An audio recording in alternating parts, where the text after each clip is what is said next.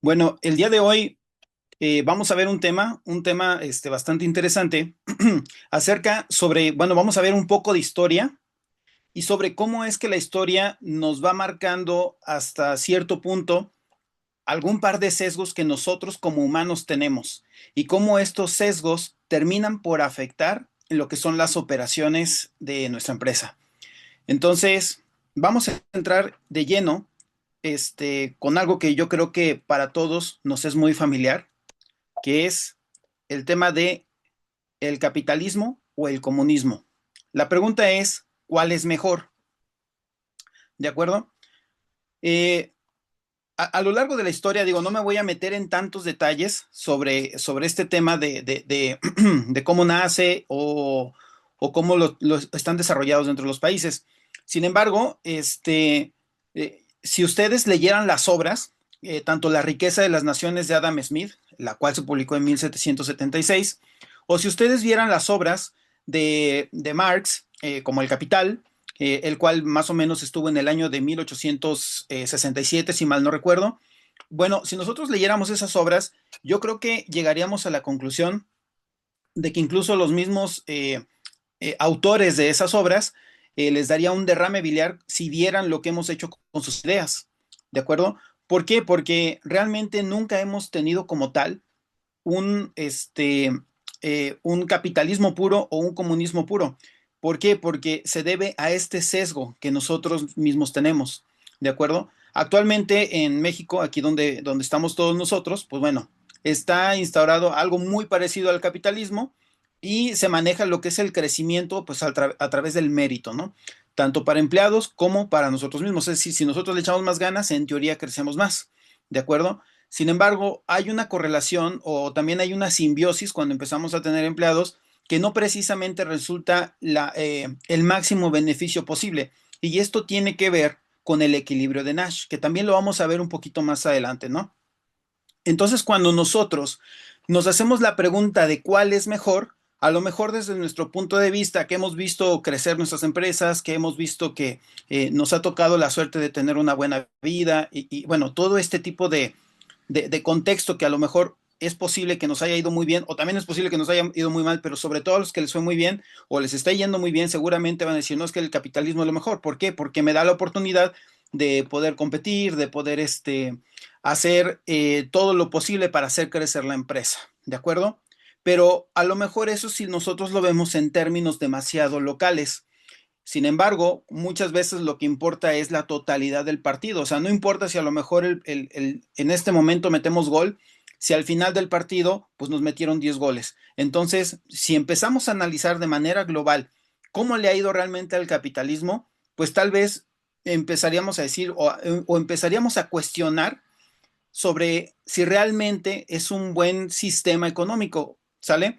Y lo mismo para el comunismo. De hecho, también vamos a ver cómo es que la historia ha demostrado lo que ocurrió, por ejemplo, con el milagro comunista. ¿De acuerdo? Entonces, voy a seguir continuando. Bueno, aquí tenemos a Víctor Lebow. Él fue un economista, fue analista y también fue un ejecutivo estadounidense y se le considera el padre de lo que hoy conocemos como el consumismo, ¿sale? ¿Y qué es lo que decía esta persona? Básicamente decía que nuestra economía, bueno, voy a citarlo directamente del texto, dice, nuestra economía, enormemente productiva, exige que hagamos del consumo nuestra forma de vida. Necesitamos que las cosas se compren, se quemen, se gasten, se reemplacen y sean descartadas a un crecimiento sin límites. Bueno, ese es el concepto que él tiene acerca del comunismo, perdón, del consumismo. Entonces, en su momento, pues era ideal. O sea, sí tenía una fuente del por qué debería ser así. ¿Por qué? Porque se estaban en ese momento alimentando lo que eran las economías de escala, que es básicamente toda la cadena que, bueno, sumado a toda la cadena ¿cómo se llama?, de suministro que existe hoy en día, las economías de escala se ven enormemente beneficiadas porque son capaces de reducir los precios a un punto donde se hacen asequibles para el grueso de la población, ¿sale?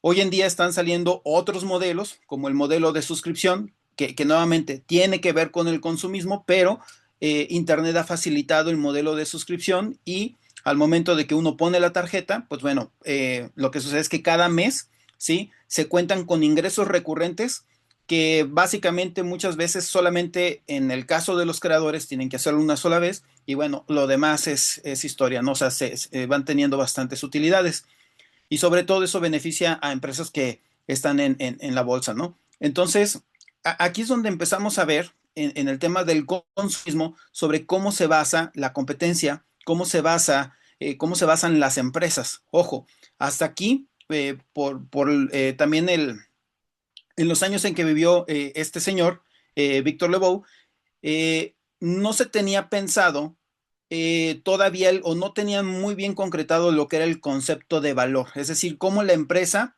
eh, hace valor para sus clientes y en esa entrega de valor, cómo intercambia ese valor por una recompensa que en este caso son los ingresos, ¿no?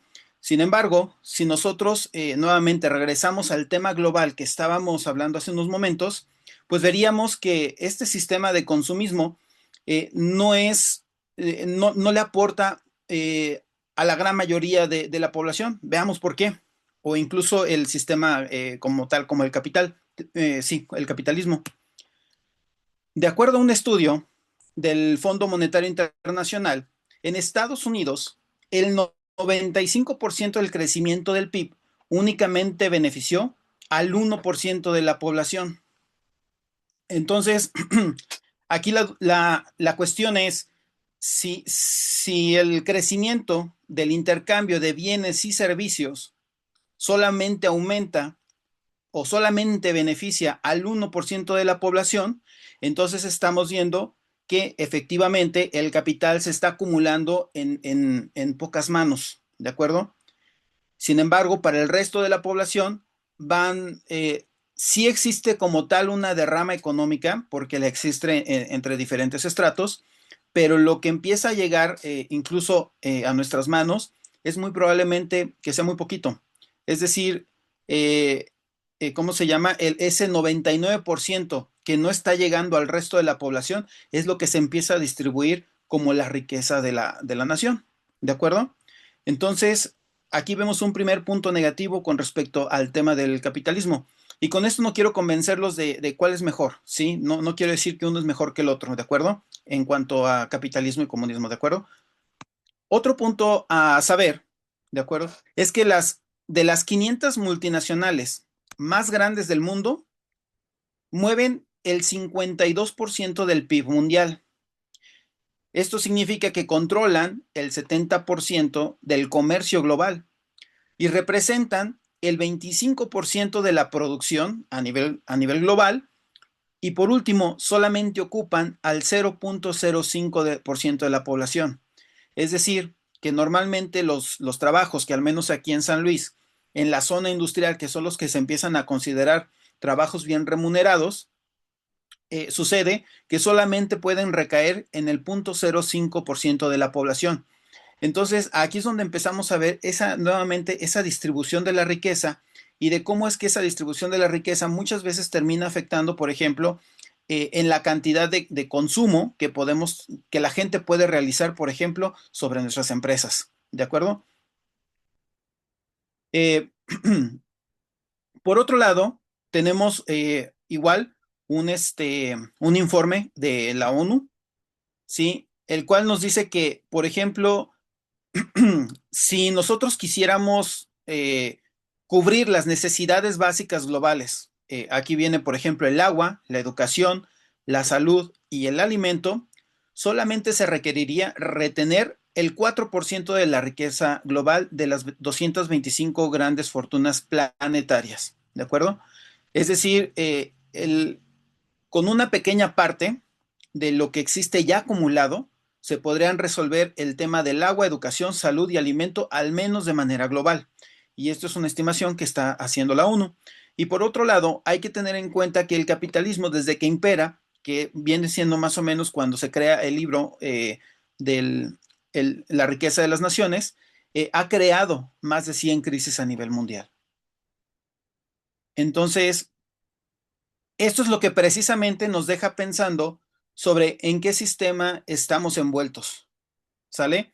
Y ahora, no todo es, o sea, si nos vamos, por ejemplo, al milagro comunista, que era lo que les comentaba hace unos instantes, de igual manera, o sea, el milagro comunista surge con Stanley y vamos a ver algunos datos históricos, pero más que nada, más allá de los datos históricos, vamos a estar viendo lo que yo considero un patrón, y este patrón no lo digo yo. Si ustedes leen el libro que se llama ¿Por qué fracasan los países?, de Daron Acemoglu y James Robinson, quienes fueron los premio Nobel del 2024, se darán cuenta que ahí viene toda esta información. Entonces, en cuestión del milagro comunista, me gustaría que viéramos cómo es que en sí la idea es buena, pero sucede que por los mismos sesgos humanos empezamos a quitar cosas, leyes, empezamos a quitar derechos, etcétera, etcétera. Y ese es el patrón que vamos a estar viendo hasta que se quita tanto o se retira tanto que simplemente los incentivos que motivan a la gente a seguir trabajando, a seguir colaborando, a seguir generando valor, se pierden. Y ese es a lo que vamos a estar llegando de conclusión a lo que es al final de esta sesión, ¿de acuerdo? Entonces, si analizamos los datos de qué fue lo que sucedió con el milagro comunista, bueno, para 1917, Stalin consolida, perdón, y centraliza el poder a través de algo que se conoció como el Ghost Plan, que básicamente estaba conformado, como por así decirlo, aquí lo que se reconoce como el Senado de la República, ¿de acuerdo? Entonces, centraliza todo el poder y después de eso empieza a expropiar lo que es la producción agrícola. Entonces, ¿qué es lo que empieza a hacer? Empieza a financiar lo que es la industria pesada. Hay que reconocer que para 1917 Rusia era mayoritariamente campesina. No había, como tal, no había llegado la revolución industrial porque hasta cierto punto se había bloqueado por el temor de que eso hiciera perder al menos el poder político. Entonces, lo que Stalin hace es que dice, bueno, yo no sé de dónde voy a sacar dinero, pero sí puedo poner a mi población a trabajar, que básicamente fue una clase de esclavitud, y de lo que ellos produzcan, voy a empezar a financiar la industria pesada. Y esto genera un crecimiento anual del 6% entre 1928 y 1960. Ahora, este 6% no fue que fuera un decreto, sino que realmente sí estaban creciendo un 6% anual y mucha gente en el mundo quedó sorprendida y por eso se le conoce como el milagro comunista.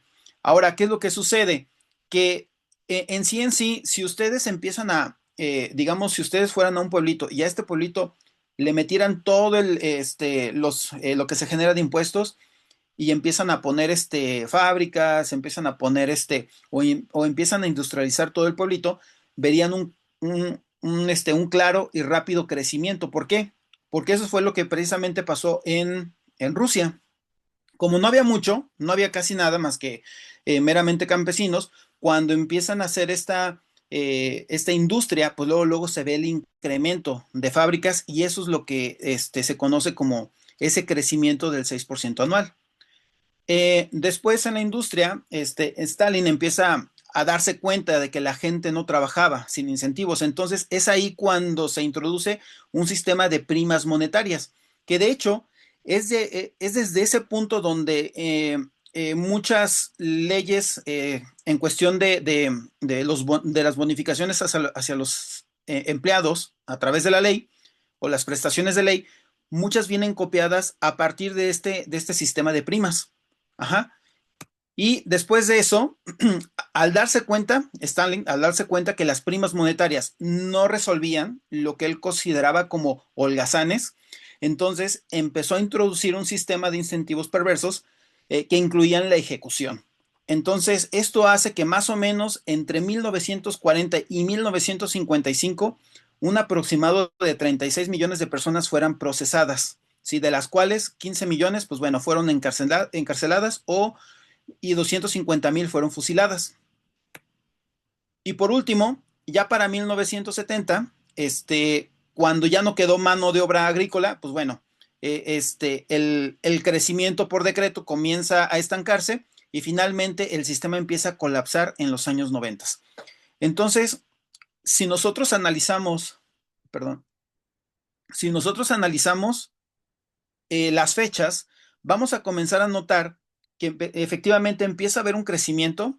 Una vez que existe ese crecimiento, existe un sistema de presión por parte del Estado que empieza a detener los incentivos que motivan a las personas a generar algo que más adelante vamos a conocer como, este, lo vamos a empezar a conocer como la destrucción creativa. Ya se me está olvidando el nombre, pero bueno, vamos a ver el caso de Venecia porque incluso si nos vamos más allá de la creación tanto del sistema capitalista como comunista, podemos notar que el patrón sigue siendo exactamente el mismo. El caso de Venecia es un caso que empieza a surgir a partir de la caída de Roma. Al caer Roma, pues alguien tiene que empezar a ocupar su lugar y sucede que Venecia está en un lugar o en un punto estratégico, sobre todo marítimo, que está en el Mediterráneo, y entonces esto hace que mucha gente comience a comerciar a través de Venecia. Entonces, cuando esto empieza a suceder, para empezar, ya para 1810, Venecia, pues evidentemente logra su independencia y con esto comienza algo que conoce como los contratos de comenda, en donde hay un sedentario y hay un viajero. Entonces, ¿qué significa esto? Que mucha gente en Venecia en ese momento no tenía acceso a poder participar, a poder competir. Había unos cuantos que era conocida como la élite y había otro tipo de personas que querían aventurarse en poder comercializar. Sin embargo, el mismo sistema, como no los dejaba, empezaron a crear estos contratos que se les llaman los contratos de comenda, en donde el sedentario ponía el capital y el viajero era el que se encargaba de la parte de arriesgar su vida para poder transportar lo que es la mercancía. Ahora, para los siguientes años que les voy a mostrar, de acuerdo a documentos oficiales de Venecia, la cantidad de nombres nuevos, es decir, así como aquí nosotros tenemos, en el caso de los notarios, van registrando la creación de nuevas personas morales. Bueno, de igual manera en ese entonces los registros muestran cómo es que esa cantidad de personas nuevas empiezan a aparecer en los registros. Para 1960, el número se incrementó un 69%, para 1971 un 81% y para 1982 un 65% de personas nuevas en los registros. Esto, como es de esperarse, las élites lo que empezaron a ver fue que sus participaciones en el mercado empezaron a disminuir. Como empezaron a disminuir, comenzaron a disminuir los ingresos de sus arcas. Entonces, eso motiva a la élite o al Estado a empezar a mover las leyes. Y fíjense, para el 3 de octubre de 1286, perdón, desde más o menos 1286 hasta 1298, que es más o menos un periodo de 12 años, el gobierno comienza a hacer los cambios de reglas, empieza a romper la división de poderes y empieza a concentrar ese poder en unas cuantas familias. Después de eso, para 1314, el Estado veneciano empieza a controlar y a nacionalizar el comercio. Después, ¿todo bien? Ok, después, para 1315, se concluye lo que es el proceso de la cerrata, es decir, el cierre, con la creación del libro de oro o de oro, no estoy muy seguro cómo se pronuncia, que viene siendo el registro oficial de la nobleza veneciana en aquel entonces. ¿Sale? Entonces, con esto se empiezan a prohibir lo que son los contratos, ¿sale? Y después de que se prohíben los contratos de la comenda, se empiezan a cobrar grandes impuestos a quienes querían ser comerciantes, ¿de acuerdo? Y después de 1324, pues bueno, viene su propia caída o decadencia, porque realmente no cae, viene su decadencia y el poder se empieza a distribuir en otras partes del mundo. Pero si se fijan, es el mismo proceso, es decir, les empieza a ir bien y conforme les empieza a ir bien, nuestro propio sesgo empieza a decir, bueno, yo necesito más y cada vez necesito más y más y más. Y esto en esencia ocurrió antes de que existieran los primeros conceptos del capitalismo o del comunismo. Por último, vamos a ver lo que es el caso de Roma. la caída como tal, ¿sí? Que más o menos es la misma historia. Roma es todavía anterior a Venecia. De hecho, aquí ya estamos hablando del 510 antes de Cristo. Recordemos que en Roma la sociedad estaba constituida por ciudadanos soldados, es decir, los mismos ciudadanos eran los que cuando había una guerra tenían que ir a luchar y los mismos ciudadanos eran los que cultivaban. Entonces, para el 1510 derrotan a este señor, Lucio Tarquiano, y crean lo que se conoce como la República. Esto es antes de que se reconociera el imperio, ¿de acuerdo? Entonces, cuando se crea la República, los plebeyos tenían su propia asamblea que podía vetar leyes y acciones de los magistrados. Entonces, este consejo de personas o esta asamblea de personas se estaba renovando constantemente y si las leyes no los favorecían, las bloqueaban. Entonces, de cierta manera, ahí es cuando empieza a crecer Roma, porque había hasta cierto punto una cierta colaboración entre las personas que producían y las personas que administraban, en este caso, el Estado. Más adelante, ya para el 49 antes de Cristo, Julio César rompe las instituciones políticas que formaban lo que se conoce como la República Romana y entre el 31 y el 28 antes de Cristo, César Augusto crea lo que ahora sí se conoce como el Imperio Romano, ¿de acuerdo? Y a partir de ahí empieza una serie de cambio de leyes para quitar precisamente los derechos que tenían los ciudadanos soldados y una nueva clase que se les conocía como los coloni, que básicamente eran los agricultores. Para el 14 después de Cristo, el emperador Tiberio quita la asamblea y transfiere ese poder hacia el Senado. Ahora, para aquel entonces hay que reconocer que para que una persona pudiera entrar al Senado, tenía que haber sido un hijo de Rómulo. Ajá. Se tenía la creencia en aquel entonces que los senadores eran descendientes directos de Rómulo, del creador de Roma. Y ese era un requisito muy fuerte para poder bloquear ahora sí que a los plebeyos. Ya entre el 117 y el 138 después de Cristo, aparece ahora sí la clase social que les acaba de comentar, los coloni, que vienen siendo como los agricultores, a quienes se les aplicaban leyes completamente diferentes. Entonces ya empieza una clase de esclavización hasta cierto punto. Para el 332, los terratenientes podían encadenar a los colonis si sospechaban que querían huir. Ahora, para este punto hay que entender que el mismo Senado se empiezan a convertir en los terratenientes. ¿Por qué? Si se fijan, a partir de que se crea el Imperio Romano, empieza una expansión a través de diferentes estados que no pertenecían a Roma o a diferentes países, precisamente para consolidar lo que se conoció el imperio. Esto implica guerras. Ahora, como los mismos ciudadanos, ¿cómo se llama? Eran los soldados de Roma, entonces cuando existía una regla, una guerra, perdón, y esta guerra estaba muy lejos de sus fronteras, pues ellos tenían que dejar de la agricultura y tenían que ir a luchar, ¿sale? Y en estas luchas, una de dos, o se tardaban mucho tiempo, ya cuando tardaban en regresar un año, 2 años, se dieron cuenta que el Senado se empieza a dar cuenta que esas tierras dejan de ser productivas. Entonces empiezan a poner leyes donde a esos ciudadanos soldados, aparte de ir a la guerra y de exponerlos, si no regresaban ¿cómo se llama?, cosechar en un término, en un periodo de 6 meses, les quitaban por ley sus tierras. Entonces, los mismos que eran del Senado venían siendo estos terratenientes.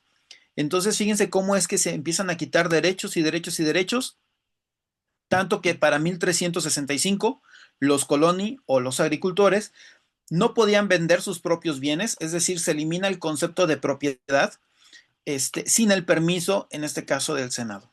Entonces, eso elimina nuevamente los incentivos y esto hace que poco a poco Roma vaya cayendo hasta que en el 476 surge, o al menos se reconoce oficialmente lo que es la caída del imperio. ¿Sale?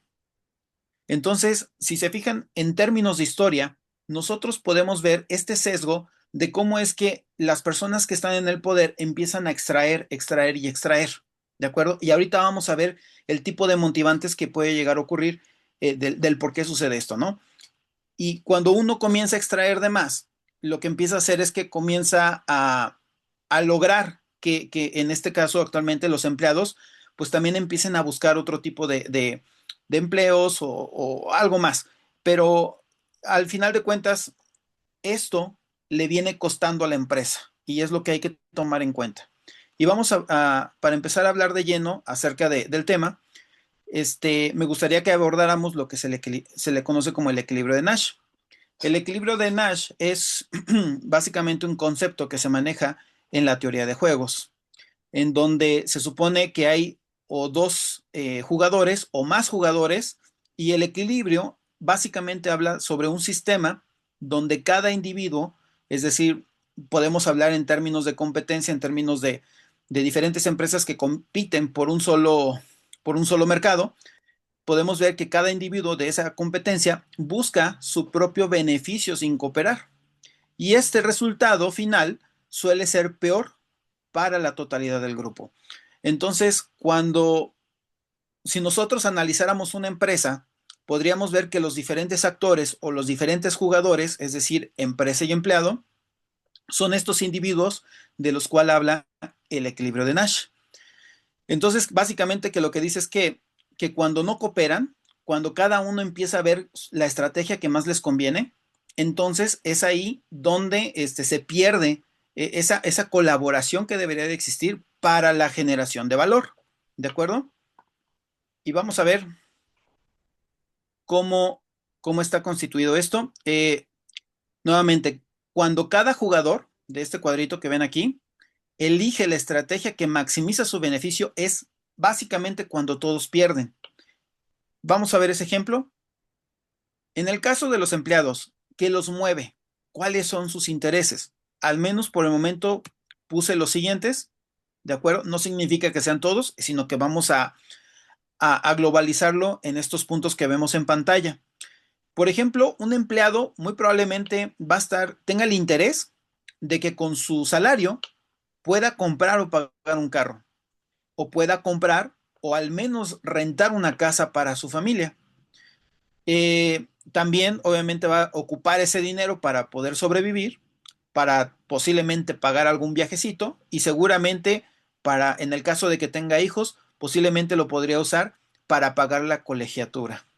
Ahora, cuando ese dinero no le alcanza o le deja de alcanzar, ¿cuál es la estrategia que empieza a seguir el empleado? Bueno, pues una de dos. Una es ganando más dinero, es decir, creciendo a través de la empresa o cambiándose de empresa. Y la otra es decir, bueno, pues si yo no tengo el suficiente incentivo, pues bueno, me voy a esforzar menos y por lo tanto, pues me conformo ahorita con lo que tengo y medio la hago con lo que tengo acá arriba. Eso es básicamente la idea que empiezan a seguir en este caso de la línea de empleados. Y nuevamente, no es que estén bien o estén mal, ¿sí? En muchas partes o en muchos sí llegan a empezar a gastar de más, es completamente normal, pero nuevamente, o sea, aquí lo que hay que ver no es cuando tenemos un sistema individualista, sino más bien lo interesante de una empresa es la generación de valor. La generación de valor se genera en dos puntos críticos. Una, en la idea, en la organización y en la gestión de la empresa para que la empresa pueda generar valor. Y eso conlleva, ¿cómo se llama? Su propio sistema ¿cómo se llama? De trabajo, sobre todo a nivel gerencial. Y por otro lado, está el punto crítico, que son los empleados de toda empresa, que son los que llevan su trabajo y hacen posible la generación de ese valor. Entonces, no podemos verlo como un sistema completamente separado, sino que más bien tenemos que englobarlo como un sistema en el que hay una simbiosis, una cierta simbiosis, en donde si necesitamos buscar un resultado en específico, tenemos que entender que tenemos que colaborar. ¿De acuerdo? De eso se trata el equilibrio de Nash. Y eso no lo digo yo, lo dice, en este caso fue un premio Nobel, que no recuerdo si el premio Nobel se lo dieron por matemáticas o por economía, no recuerdo, pero lo que sí recuerdo es de que hoy en día es un tema bastante analizado, incluso ahorita que hay un conflicto, Medio Oriente, pues bueno, también están, ¿cómo se llama? Está palpable lo que es este equilibrio de Nash y son cuestiones que van analizando los mismos militares. Ahora, en términos de empresa, los intereses sucede que no cambian mucho. Sobre todo nosotros como dueños de negocio, pues también tenemos la necesidad de comprar un carro nuevo o de pagar uno, o de tener nuestra propia casa, o incluso tener la forma de rentar una casa. De igual manera, tenemos las mismas necesidades de comida. Seguramente aquí a lo mejor puse un viaje, pero seguramente podremos comprar o tener salidas al cine o incluso hacer compras de cualquier índole. Y en el caso de que tengamos hijos, pues obviamente también hay que pagar la colegiatura. Si se fijan, son prácticamente los mismos intereses, nada más que están orientados básicamente a contrarios, o sea, hay una diferencia de 180 grados. Entonces, para uno como empresario, la estrategia a seguir, pues hay de dos. Hay que bajar los costos, es decir, o pagamos menos o bajamos los costos en cuestión de infraestructura, es decir, que la misma infraestructura a través de la tecnología baje los costos para que nos quede un mayor rendimiento y podamos pagar o tener el estilo de vida que nosotros necesitamos. O por último, pues vender más. ¿Sale? Y es aquí cuando podemos ver la diferencia en la estrategia que viene siendo este punto de aquí. Cada jugador elige la estrategia que maximiza su beneficio. Y acá también lo volvemos a ver, cada individuo o cada jugador busca su propio beneficio, pero sin cooperar. ¿Sale? Y este resultado suele ser el peor para el grupo y ahorita vamos a ver por qué. La secuencia más o menos a seguir es la siguiente. Una vez que nosotros empezamos a recortar costos o necesitamos de costos y gastos bajos, tenemos que recortar los presupuestos. ¿Sale? Ese recorte de presupuestos comienza a bajar la calidad o la cantidad de mano de obra, generalmente. ¿De acuerdo? Entonces, esto a su vez genera una mala ejecución operativa que se empieza a reflejar en que los clientes empiezan a notar las deficiencias en el servicio. Y por último, comienzan a bajar las ventas y ganancias y el ciclo se comienza a, a volver a continuar. Y esto es lo que se conoce como un círculo vicioso. Ajá. Es decir, una vez que se completa el ciclo, para el siguiente periodo, nuevamente se busca recortar los presupuestos, se vuelve a bajar la calidad, existe esta mala calidad hace que tengamos una mala ejecución operativa y esta mala ejecución operativa nuevamente vuelve a hacer que nuestras ventas y ganancias bajen. Y así sucesivamente, ¿sí? Hasta que la empresa, pues obviamente termina por desaparecer. Ahora, en esta bajada de presupuestos, viene siendo la analogía, en el caso de los diferentes imperios que fuimos viendo, sobre cómo es que una vez que la cabeza empieza a decir, ¿saben qué? Necesito conseguir una estrategia que haga esto, que haga aquello, pero que me convenga más a mí. Bueno, es precisamente ese recorte. Entonces, una vez que se empiezan a perder esos incentivos, comienza a caer todo. Sí, sí empiezan a notar la analogía. Ahora, ya por último, el tema de la destrucción creativa. Una vez que se empiezan a perder los incentivos para seguir innovando, porque al final de cuentas, para poder innovar, necesitamos delegar. ¿Sí? Si nosotros delegamos y en esa delegación hay una mala ejecución, entonces no tenemos la suficiente confianza como para poder delegar el 100% de lo que se está haciendo o sí, de la generación de valor. Entonces, eso crea que en el largo plazo o tal vez en el mediano plazo no exista lo que el libro de por qué fracasan los países conoce como la destrucción creativa. ¿De acuerdo? La destrucción creativa viene siendo esa parte a nivel global de cómo es que surge una tecnología y esa tecnología puede funcionar por un momento, pero al mismo tiempo van entrando nuevos jugadores que van viendo la forma de mejorar esa tecnología o de hacerla más eficiente. Y sucede que así es como también van entrando los sistemas económicos. Conforme los sistemas económicos han ido evolucionando, nuevamente, hasta ahorita lo que tenemos nosotros no es tan puro como lo pensaron las primeras ideas, pero es esa evolución la que va haciendo que precisamente ciertos países vayan creciendo más que otros y a nivel industria, la destrucción creativa es lo que viene haciendo que ciertas empresas puedan entrar también al mercado con nuevos productos, con nuevos, a lo mejor productos sustitutos, que puedan hacer ese cambio ¿cómo se llama?, de paradigma, y entonces surge, digamos, un cambio de mercado, es decir, el mercado se traslada a otro punto, haciendo que mueran las personas que no lleguen a adaptarse. Tal es el caso de Kodak, que incluso Kodak no quebró por la falta de tecnología. De hecho, Kodak pierde porque no solamente porque no quiso adaptarse, sino que fue la misma Kodak quien inventa la cámara fotográfica. El problema fue que el problema de la cámara fotográfica es que no consumía los cartuchos ay, no recuerdo el nombre, pero son las cintas, ¿no? De donde se quedaba la fotografía, o el rollo fotográfico, sí, ya me acordé. Bueno, en el caso del rollo fotográfico, si se fijan, por cada cartucho que se vendía, crea un nuevo ingreso, un nuevo ingreso recurrente. Y eso hacía que ese ingreso recurrente me parece que tenía como el 76% de utilidad, al menos de margen bruto. Entonces, ese 76% era lo que mantenía su modelo de negocios. Y cuando Kodak descubre bueno, crea la cámara digital, no la incentiva porque decía, bueno, pues ¿cómo voy a recuperar ese 76% del cual ahorita me veo beneficiado? Y con el tiempo, pues bueno, otras empresas, su competencia, crean también una versión similar a la cámara digital, empiezan a buscar ese modelo de negocio que a lo mejor fuera rentable y de esa manera existe ese producto sustituto, todo el mercado se mueve o se traslada a la cámara fotográfica y deja de utilizar lo que son los rollos fotográficos. Entonces, aunque ganara un 76%, pues no le bastó porque el mercado cambió, se trasladó a otro punto donde dejaba de consumir lo que fue el rollo fotográfico y esto es lo que termina destruyendo a Kodak para dar entrada a nuevos actores que sí entendían el mercado. Entonces,